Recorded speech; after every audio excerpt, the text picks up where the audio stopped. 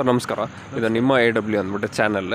ಇದರಲ್ಲಿ ಬಂದ್ಬಿಟ್ಟು ಜನರ ಅಭಿಪ್ರಾಯ ಮತ್ತು ಏನೇ ಇನ್ಫಾರ್ಮೇಟಿವ್ ಇದ್ದರೂ ಶೇರ್ ಮಾಡೋ ಒಂದು ಥಾಟ್ ಅಷ್ಟೇ. ಸೊ ಇದು ನಾಟಕ ಅನ್ನೋದು ಏನು ಸರ್ ಆ್ಯಕ್ಚುಲಿ? ನಾಟಕ ಅಂದರೆ ಸರ್ ಸಾಮಾಜಿಕ ಅರಿವನ್ನು ಮೂಡಿಸೋದ್ರಲ್ಲಿ ಒಂದು ಪ್ರಮುಖ ಮಾಧ್ಯಮ. ಓಕೆ.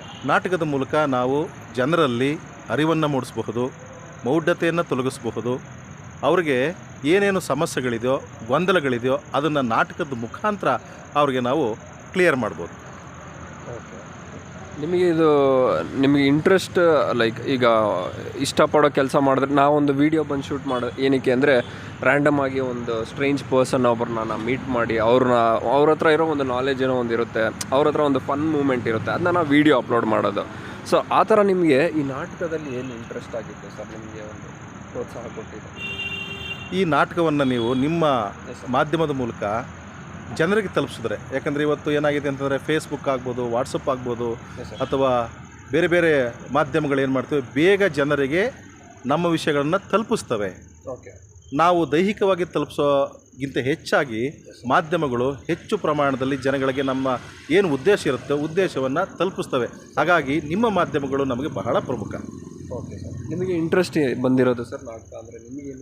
ನನಗೆ ಇಷ್ಟ ವಿದ್ಯಾರ್ಥಿ ದೆಸೆಯಿಂದನೂ ಓಕೆ ನನಗೆ ನಾಟಕ ಅಂದರೆ ತುಂಬ ಇಷ್ಟ. ಯಾಕಂತಂದರೆ ಓಕೆ ನಾನು ಯಾವಾಗಲೂ ಕೂಡ ಸಾಮಾಜಿಕ ಅರಿವನ್ನು ಮೂಡಿಸೋದಕ್ಕೆ ನಾನು ಮೊದಲು ಡ್ಯಾನ್ಸನ್ನು ಬಳಸ್ತಾ ಇದ್ದೆ, ಫೋಕ್ ಡ್ಯಾನ್ಸ್ ಬಳಸ್ತಾ ಇದ್ದೆ, ಬೀದಿ ನಾಟಕ ಮಾಡ್ತಾ ಇದ್ದೆ.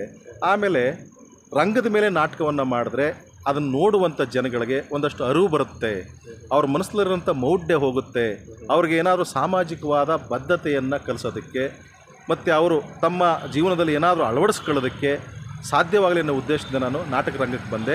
20 ವರ್ಷದಿಂದ ನಾಟಕವನ್ನು ಮಾಡ್ತಾ ಇದ್ದೀನಿ. ನಾವು ಮಾಡ್ತಿರೋ ನಾಟಕಗಳೆಲ್ಲವೂ ಕೂಡ ಸಾಮಾಜಿಕ ಬದ್ಧತೆ ಇರುವಂಥ ನಾಟಕಗಳು. ಈಗ ಪ್ರೆಸೆಂಟಾಗಿ ಯಾವುದು ಸರ್ ನೀವು ರೆಡಿ ಮಾಡ್ತಾ ಇರೋದು? ಈಗ ನಾವು ನಮ್ಮ ರಾಷ್ಟ್ರ ಒಂದು ನಿಮಿಷ ಜ್ಞಾನಪೀಠ ಈಗ ನಾವು ಪ್ರಸ್ತುತವಾಗಿ ನಮ್ಮ ಜ್ಞಾನಪೀಠ ಪ್ರಶಸ್ತಿ ಪುರಸ್ಕೃತ ಡಾಕ್ಟರ್ ಚಂದ್ರಶೇಖರ್ ಕಂಬಾರ್ ಅವರ ಬೆಪ್ಪು ತಕ್ಕಡಿ ಬೋಳಶಂಕರ್ ಅನ್ನುವಂಥ ನಾಟಕವನ್ನು ಮಾಡ್ತಿದ್ದೀವಿ. ಈ ನಾಟಕ 18ನೇ ತಾರೀಕು, ಇದೇ ತಿಂಗಳ 18ನೇ ತಾರೀಕು ಇದು ನಮ್ಮ ಕಿರುರಂಗಮಂದಿರದಲ್ಲಿ ಪ್ರದರ್ಶನ ಆಗ್ತಾಯಿದೆ. ನಾಟಕ ಏನು ಹೇಳುತ್ತಪ್ಪ ಅಂತಂದರೆ, ಹಾಸ್ಯದ ಮುಖಾಂತರ ರಾಜಕೀಯ ವಿಡಂಬನೆಯನ್ನು ಮಾಡುತ್ತೆ. ನಮ್ಮ ರಾಜ್ಯದಲ್ಲಿ ಅಥವಾ ದೇಶದಲ್ಲಿ ಭ್ರಷ್ಟಾಚಾರ ಇರದೆ ಆ ಭ್ರಷ್ಟಾಚಾರವನ್ನು ಹೋಗಲಾಡಿಸೋದು ಹೇಗೆ, ಅದಕ್ಕೊಂದು ಮಾರ್ಗವನ್ನು ತೋರಿಸುತ್ತೆ ಮತ್ತು ಮಾನಸಿಕ ಪ್ರಾಮಾಣಿಕತೆಯನ್ನು ಮನುಷ್ಯರಲ್ಲಿ ಬಿತ್ತುತ್ತೆ. ಓಕೆ. ಯಾವತ್ತಿರೋದು ಸರ್? ಇದೇ ತಿಂಗಳು 18ನೇ ತಾರೀಕು ಸಂಜೆ 6:00ವರೆಗೆ ಇದೇ ನಮ್ಮ ಮೈಸೂರಿನ ಕಲಾಮಂದಿರದ ಕಿರುರಂಗಮಂದಿರ ವೇದಿಕೆಯಲ್ಲಿ ಈ ನಾಟಕ ಪ್ರದರ್ಶನ ಇದೆ. Okay sir. ಏನಾದರೂ ಒಂದೆರಡು ನಿಮ್ಗೆ ಇಂಟ್ರೆಸ್ಟಿಂಗ್ ಪಾತ್ರ ಇರೋದು ಅಂತ ಈ ನಾಟಕದಲ್ಲಿ ಬೋಳಶಂಕರ್ ಅಂತ ಬರ್ತಾನೆ. ಅವನು ಮುಗ್ಧ, ಬೆಪ್ಪು ತಕ್ಕಣೆ ಅಂದರೆ ಮುಗ್ಧತೆ ಅಂಥೇಳಿ. ಅವನು ಮುಗ್ಧ, ಒಬ್ಬ ರೈತ. ಅವನು ಹೊಲದಲ್ಲಿ ದುಡಿತ ಅವನ ಪ್ರಾಮಾಣಿಕತೆಯಿಂದ ರಾಜನಾಗುವ ಸಂದರ್ಭಕ್ಕೆ ಹೋಗ್ತಾನೆ. ಅವನು ರಾಜನಾದರೂ ಕೂಡ, ಒಂದು ದೇಶದ ರಾಜನಾದರೂ ಕೂಡ ಅವನು ತನ್ನ ಹೊಲದಲ್ಲಿ ದುಡಿಯೋದನ್ನು ಬಿಡೋದಿಲ್ಲ. ಅವನೊಂದು ಸಿದ್ಧಾಂತ ಹೇಳ್ತಾನೆ, ಪ್ರತಿಯೊಬ್ಬ ಮನುಷ್ಯನೂ ಕೂಡ ಕೈಯಿಂದ ಕೆಲಸ ಮಾಡಬೇಕು, ಮೈಯಿಂದ ಕೆಲಸ ಮಾಡಬೇಕು, ಕಷ್ಟಪಟ್ಟು ದುಡಿಬೇಕು, ಕಷ್ಟಪಟ್ಟು ದುಡಿದ್ರೆ ಈ ಸಮಾಜಕ್ಕೆ ಏನಾದರೂ ಕೊಡುಗೆ ಕೊಡ್ಬೋದು ಅನ್ನುವಂಥ ಒಂದು ಮೆಸೇಜನ್ನು ಅವನು ಈ ನಾಟಕದ ಮುಖಾಂತರ ಕೊಡ್ತಾ ಇದ್ದಾನೆ. ನಿಮಗೆ ಒಂದು ಪರ್ಸ್ನಲ್ ಆಗಿ ಇಷ್ಟ ಇರೋ ಒಂದು ನಾಟಕ ಯಾವುದು? ನನಗಿಷ್ಟವಾದ ನಾಟಕ ಇಷ್ಟ ಇರೋ ಸ್ವಲ್ಪ ಯೋಚನೆ ಮಾಡಬೇಕಲ್ಲ, ತುಂಬ ಇದೆಯಾ ಸರ್? ಇದ್ದಾವೆ, ಕಷ್ಟ. ಅದರಲ್ಲಿ ಯಾವುದಾದ್ರೂ ಒಂದು ಇಂಟ್ರೆಸ್ಟಿಂಗ್ ಜಲಗಾರ ನಾಟಕ ನನಗೆ ತುಂಬ ಇಷ್ಟವಾದಂಥ ನಾಟಕ. ಅದು ಕುವೆಂಪುರವರ ಒಂದು ನಾಟಕ.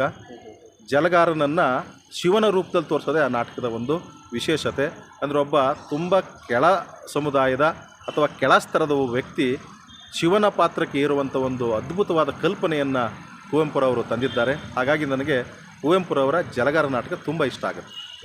ಈಗ ನಿಮ್ಮ ನಾಟಕ ಒಂದು ನೋಡಿದ್ರೆ ಜನರಿಗೆ ಒಂದು ಇದು ಏನು ಅದೇ ಮೆಸೇಜ್, ನೀವು ಮೆಸೇಜ್ ಕೊಡೋದಾದರೆ, ಬಂದು ನೋಡಬೇಕು ಅನ್ನೋದಾದರೆ ಅಷ್ಟೊಂದು ಇಂಪಾರ್ಟೆಂಟಾಗಿ ನಾ ಏನಕ್ಕೆ ಬಂದು ನೋಡಬೇಕು ಅಂತ ನನಗಿರುತ್ತೆ ಅಲ್ವಾ ಸರ್? ಬೆಪ್ಪು ತಕ್ಕಡಿ ಬೋಳಶಂಕರ ನಾಟಕ ನೋಡಿದ್ರೆ ಆ ನಾಟಕದಲ್ಲಿ ಈ ದೇಶದಲ್ಲಿ ನಡೆಯುವಂಥ ಭ್ರಷ್ಟಾಚಾರ, ಅವಿವೇಕ, ಅತ್ಯಾಚಾರ, ಅನಾಚಾರ ಇವನ್ನೆಲ್ಲ ಹೋಗಲಾಡಿಸೋದಕ್ಕೆ ಒಂದು ರೀತಿ ನೀತಿ ಸಿಗುತ್ತೆ ನಮ್ಮ ನಾಟಕದಲ್ಲಿ. ಅಂತಂದರೆ ಪ್ರಾಮಾಣಿಕವಾಗಿ ನಮ್ಮ ಕೆಲಸವನ್ನು ನಾವು ಮಾಡ್ತಾ ಹೋದರೆ ನಾವು ಉದ್ಧಾರ ಆಗ್ಬೋದು, ದೇಶವನ್ನು ಉದ್ಧಾರ ಮಾಡ್ಬೋದು ಅನ್ನುವಂಥ ಒಂದು ಮೆಸೇಜನ್ನು ಕೊಡ್ತಾರೆ. ಕೊಡೋದ್ರ ಜೊತೆಗೆ ನಮ್ಮ ರಾಜಕೀಯ ವ್ಯಕ್ತಿಗಳು ಹೇಗೆ ಪೈಶಾಚಿಕ ಕೃತ್ಯಗಳನ್ನು ನಡೆಸ್ತಾ ಇದ್ದಾರೋ ಆ ಪೈಶಾಚಿಕ ಕೃತ್ಯಗಳನ್ನು ಪಿಶಾಚಿಗಳ ರೂಪದಲ್ಲಿ ಅಥವಾ ಪಿಶಾಚಿಗಳ ಪಾತ್ರದ ಮುಖಾಂತರನೇ ನಮ್ಮ ಕಂಬಾರರು ಅದನ್ನು ಹೋಗಲಾಡಿಸ್ತಾ ಹೋಗ್ತಾರೆ.